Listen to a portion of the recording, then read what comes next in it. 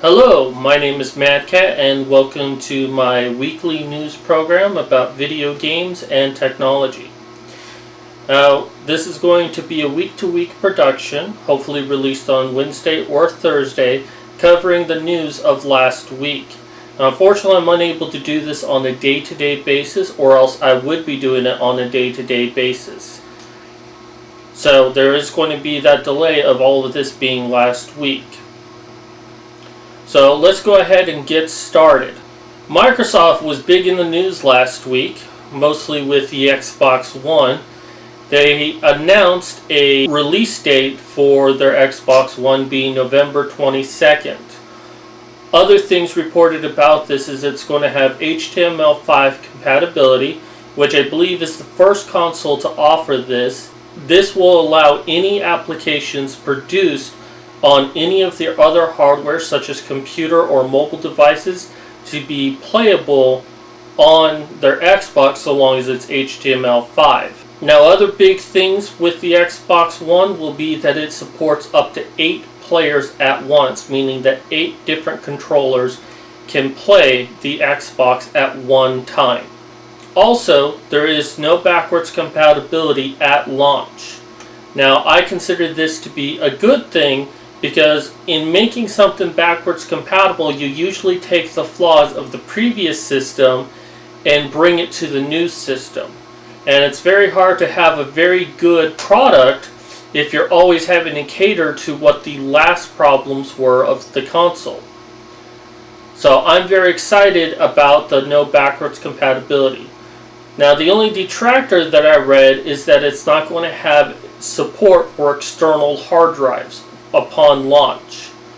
That is a little disappointing, but hopefully it's something that they resolve as the product matures. The other big news for Microsoft was the acquisition of Nokia for $7.2 billion.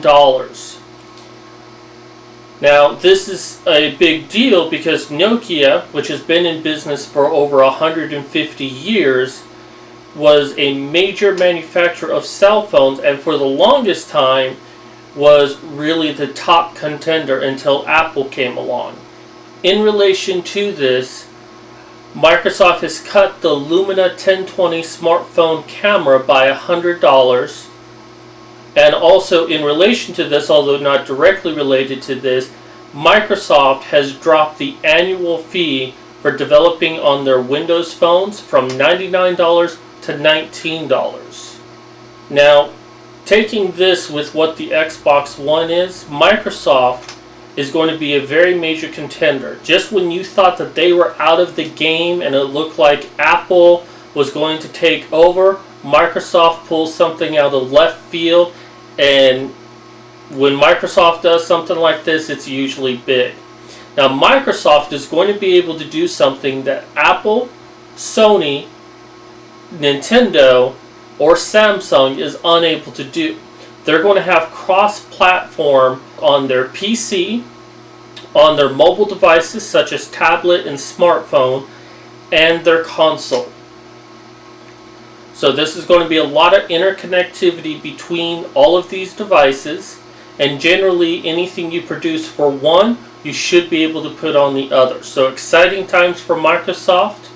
I certainly thought they were out since less people are buying desktops, and that was really their bread and butter right there, that and office products, and it looks like they're going to be moving forward. Now, the last major thing for Microsoft was that they were in lawsuit with Motorola. Motorola, for the past few years, have stated that Microsoft infringed on 5 of their patents. Now, over the years, the courts have ruled that 4 of those patents were invalidated, but 1 patent still remained. Microsoft just won that case. The jury awarded them $15 million, citing that Motorola was unfair in its use of its patents, making it more difficult than it needed to be. Now, of course, Motorola does plan to appeal the process, but right now, Microsoft has a win. It has also been further reported that Microsoft is going to be using that $15 million for its annual Christmas party. I mean, 15 million. What is that to Microsoft? They just spent 7.2 billion on acquiring a company, and they get 15 million. I mean, if you actually look at the numbers, 15 million is about 0.2% of $7.2 billion. It's just, wow. A company that spends that much and can easily be like, it's only 15 million. Also in the news is Star Citizen. Congratulations to them for achieving 18 million in crowdfunding last week. Now, a week prior to that, they had reached their 17 million milestone, and about 1 month prior to that, they were at 15 million. Now, if I did have a couple $1,000s, I would definitely throw stuff in. They have their hangar module right now, so where you can go in and see the ships that you have. I myself would like to have a full armada, create a guild, and just thrive in the universe. Unfortunately, I don't have a whole lot of money these days, but I definitely do support the project. I am a little bit concerned with crowdfunding, though. Now, places like Kickstarter were designed for people like me, who are independent developers who can't get the money together to create their project. And what I'm seeing now is a trend of a lot of bigger businesses coming in and using this to try to get better games. Now, I can see the appeal of doing this because when you go through a publisher or you have an investor, they want to do things their way, and in doing things their way, they want to be guaranteed that they're going to make money. So it can often be difficult for innovation. However, those companies can get money together. And if they use Kickstarter, I mean, the thing is that they can offer better cash prizes for the different tiers out there. Where someone like me who wants to make a cross-platform mobile MMO, I don't have any resource to give to anyone. Just that I want them to donate to me so I can make this really great game. So it is a concern that I have that crowdfunding is going to go the way of the bigger businesses, and small people like me are not going to get really anything from it. However, I don't consider Star Citizen to be in this group of industries because a game like this has been, the creator's been wanting to do it ever since he made the original Wing Commander games. Technology has never been there until now. Now he can do it, but if he got a publisher or investors in, they would try to control what the final product can be. And I do believe that this game will be revolutionary, and it needs to have a crowdfunding source. And I believe that's why it's been so successful, because not only does he have a vision, we have a vision of what that product should be. And luckily, it's the same vision. Sony! Sony was in the news last week. Now, in the last few years, Sony has done very little to impress me. They're often doing things that kind of piss me off. Luckily, I'm not an owner of any Sony products, but still, just poor business practices in my opinion. Now, starting off, they were in court recently. The person that was suing them was suing on the grounds that he was forced to do playtesting. Now, I would love to do playtesting for a company, but the difference here is he was an intern. Now, as an intern, you go to a company to learn about the business. You shadow people around, you do this and that, and there's a little give and take here. Like they may have you go and get coffee or pick something up, but they also teach you how to do the business. In this instance, Sony put him into playtesting, where he sat for 3 months doing this. Nothing else, just playtesting. And he went up the proper channels and it's like, look, if you're going to make me do playtesting, you need to pay me a salary because I'm acting like an employee. And they laughed him off. It's like, dude, you're an intern. You don't get paid. You're learning plenty about the industry, so get back to work. So he sued them. And if Sony settled, it means to me Sony was worried about losing it. Now, he was awarded £4,600. So this wasn't a frivolous lawsuit. He was just trying to get back what he deserved. And Sony actually gave him £1,000 more than what he originally asked for. Now, in about US American dollars, as opposed to any other American dollars, USD, that's about $7,000. Now, there is some good news for Sony. They have a new division for third-party relations, and they're looking to put more IPs on Sony PlayStation 4 and Vita. So, PlayStation owners, look for some new game titles in the next coming months. Should be pretty exciting for you. And this week we celebrate the 1UP Award of the Week, and this goes out to Gearbox. Now, Gearbox is quickly becoming one of my favorite video game development studios. Now, a year ago they made news because they acquired the IP to Homeworld. Now, there was a lot of competition. I even remember of a Kickstarter of another company trying to get the money together to buy this game. Now, Gearbox, known for Borderlands and Borderlands 2, this is a game that is not really their bread and butter. So for them to have it caused a couple of people to be upset. But it looks like they are very smart about how to make this game. The first thing they did is they hired ex-developers of the original Homeworld game to work on the sequel. I mean, that's just something you don't hear of. Most people who acquire an IP want to do it their way. And Gearbox, they just want it made. And they want the best opportunity for it to get made. And hiring the ex-developers of the first Homeworld, the first Homeworld was fantastic. Has such great replayability. I wish there was a lot more that we could do with it, but considering the time that it was made, it's understandable. The other thing that Gearbox did last week is that there's a game out called Hardware Shipbreakers, which was considered a spiritual successor to the Homeworld series.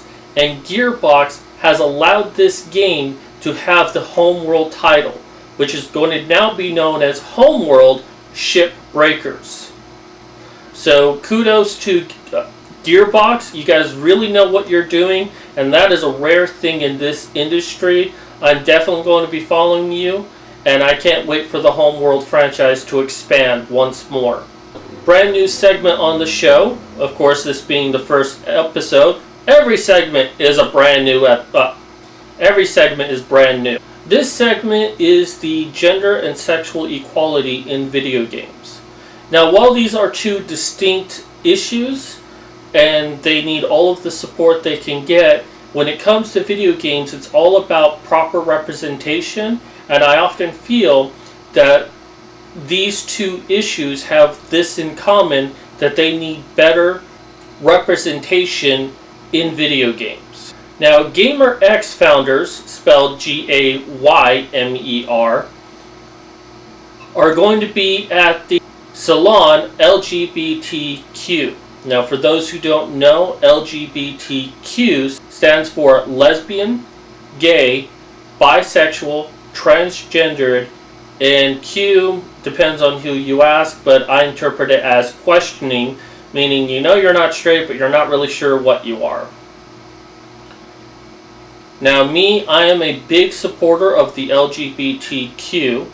Just so you know, I'm actually straight, just to show you that you don't have to be gay in order to support such an organization. The speakers at the salon is going to be Casey Brown, Matt Kahn, and Tony Roca. I apologize if I'm mispronouncing your names. Now, the Salon LGBTQ is going to be a meeting place for different medias, whether it's television producers, writers, video game enthusiasts, other things. They're all going to come together and discuss the LGBT issues related in media and the world. So this is a very exciting time, and I definitely hope that a lot of good can come out of this. Now, if you do get a chance, definitely go to salon.com to find out more information about this. But there's also a really good article on there called "Where Are the Gay Characters in Video Games?" Now, while reading through this, one part of this story stuck out for me, and it was the interview of this woman who went to a con. I believe she was volunteering. I forget which con it was. But she was volunteering, and she states that something that often happens to her is like, you know, someone will come up to her, a guy, and start talking to her, and then they find out that she's a gamer girl, and they start flirting with her. Now, me, I don't think it's such a big deal that a guy flirts with a girl or a girl flirts with a guy. You find someone you're interested in, you flirt with them. So that's not a big issue, but that's not really what this interview was about. Now, she would tell them that she had a girlfriend, that she was a lesbian. And the guys tend to have the same response of, oh, how about we make this a three-way? How about, you know, you, me, and her, bow chicka bow wow, you know what I'm saying? I don't think anyone actually talks like that, but you kind of get the point of what I'm going with here, is that they would keep pursuing her, and to me, that's just awful. And what I find bad about this is, one, she's gay.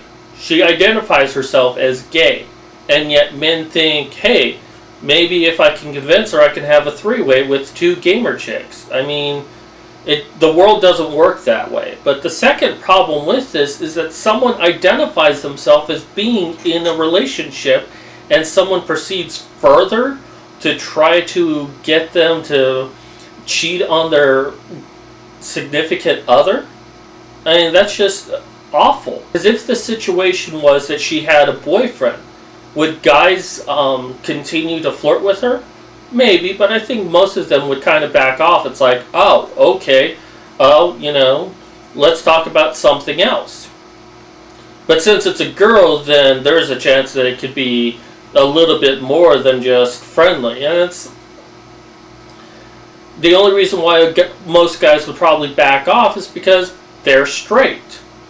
And I'm sorry for the male race, to any girl that has experienced that, whether it's straight, bi, or lesbian. And that's just bad behavior in my opinion. Me, yeah, if I find a girl I'm interested in, I'm talking to her, find out she's a gamer girl, we like a lot of the same things, I might try flirting with her more. That's innocent. She tells me she's in a relationship, whether she's bi, gay, straight, whatever, I leave it at that. I'm like, oh, okay, this person's not available for one reason or another. That doesn't mean that I have to stop talking to them, but I definitely should stop trying to flirt with them and pursue anything with them. Jill Murray is going to be at the GDC next in 2013, and she's going to be talking about new narrative and gameplay options for females in video games. Now, this I'm excited about. In recent years, there's been a lot more need for females to be stronger. Now, me personally, I think males also need to have a stronger representation in video games, but I think right now females need it more than men do. So, I'm excited about that, and if anyone's going to be attending, definitely look out for Jill Murray on that, and let me know how it goes. Now we move on to the lightning round.